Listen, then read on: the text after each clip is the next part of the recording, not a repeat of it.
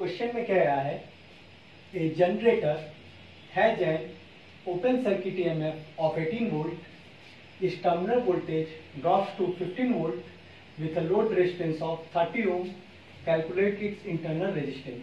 यानी कि एक जनरेटर है जिसका ओपन सर्किट ईएमएफ है कितना 18 वोल्ट। एक जनरेटर है जिसका ओपन सर्किट ईएमएफ 18 वोल्ट है। ओपन सर्किट ईएमएफ का मतलब क्या हुआ कि ये हमारा जनरेटर है, ये हमारा जनरेटर है और यहाँ पे चाहे तो हम इसका इंटरनल रेजिस्टेंस दिखाना हो दिखा दें, और यहाँ पे जो इसका वोल्टेज मिल रहा है वो हमारा ओपन सर्किट, यानी कि इस पर कोई लोड ना लगा हो तो जो इसका वोल्टेज होता है उसको ओपन सर्किट ईएमएफ कहते हैं, ओपन सर्किट वोल्टेज कहते हैं। तो वो कितना है 18 वोल्ट है।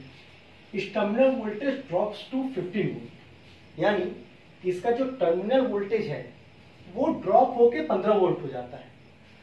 15 वोल्ट ड्रॉप नहीं कर जाता है, क्वेश्चन को ध्यान से समझना है। 15 वोल्ट ड्रॉप नहीं करता है, ड्रॉप होके 15 वोल्ट पे पहुंच जाता है। कब?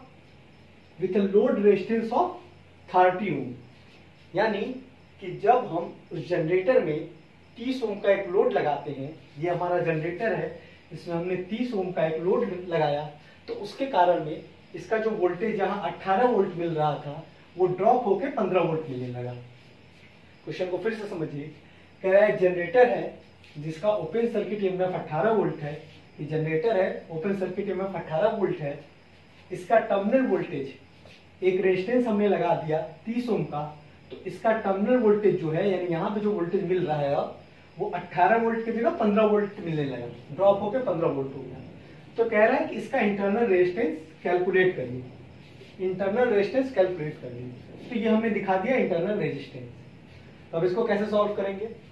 तो देखिए क्या करेंगे, पहले हम देखेंगे कि इसके क्रॉस वोल्टेज कितना पेयर हो रहा है 15 वोल्ट, ये इसके क्रॉस टर्मिनल वोल्टेज है। रेजिस्टेंस दिया हुआ है कितना 30 ओम, टर्मिनल वोल्टेज 15 वोल्ट, रेजिस्टेंस 30 ओम, यानी इस 30 ओम के क्रॉस जो अप्लाई वोल्टेज है या वोल्टेज जो अपीयर हो रहा है वो 15 वोल्टेज हो रहा है। तो इसके क्रॉस जो फ्लो होने वाली करंट होगी वो कितना हो जाएगी V/R। अब यहाँ कंफ्यूज नहीं होना है कि V तो R तो ये भी होगा, V तो ये भी होगा। ये सीधा सीधा 15 वोल्टेज 30 ओम के क्रॉस अपीयर हो रहा है, क्योंकि लिखा है कि टर्मिनल वोल्टेज 15 वोल्ट हो जाता है। तो टर्मिनल वोल्टेज वही होता है जो लोड के क्रॉस मिलता है। इस चीज को क्लियर रखना है कि टर्मिनल वोल्टेज वही होता है जो लोड के क्रॉस मिलता है। तो लोड के क्रॉस अगर 15 वोल्टेज अपीयर हो रहा है तो इसमें जाने वाली करंट क्या हो जाएगा V/R, यानी कि V 15 वोल्ट, R 30 ओम। तो हमारा करंट की वैल्यू आ गई 0.5 एम्पियर। अब इंटरनल रेजिस्टेंस की वैल्यू निकालनी है, तो यही I यहाँ पे भी फ्लो करेगा, यही I इसमें फ्लो करेगा। तो हम क्या करेंगे, हमने क्या किया यहाँ पे KVL लगाएंगे। कि हम 18 वोल्ट लेके चले, पॉजिटिव नेगेटिव को मान लेते हैं। 18 वोल्ट हमारे पास था, 18 वोल्ट लेके चले, फिर हमारा IR ड्रॉप यहाँ पे होगा, यानी 0.5R ड्रॉप होगा। 18 वोल्ट लेके चले, 0.5R ड्रॉप होगा, तो जो वोल्टेज बचेगा वो कितना बचेगा 15 वोल्ट। इसको ऐसे भी लिख सकते थे कि 18 माइनस 0.5R और माइनस 15 इक्वल टू 0, या तो हम ऐसे लिख लें या आपको ये समझ में आ जाए कि 18 वोल्ट लेके चले, इंटरनल रेजिस्टेंस में ड्रॉप होगा और तो कोई ड्रॉप होगा नहीं। अगर आपकी अंडरस्टैंडिंग इतनी डेवलप हो गई तो आप समझ जाएंगे कि 18 वोल्ट लेके चले, 0.5R यहाँ पे ड्रॉप हो गया, जो बचा वही यहाँ बचा। तो 18 वोल्ट लेके चले, 0.5R का ड्रॉप हुआ, यहाँ पे जो बचा बचा।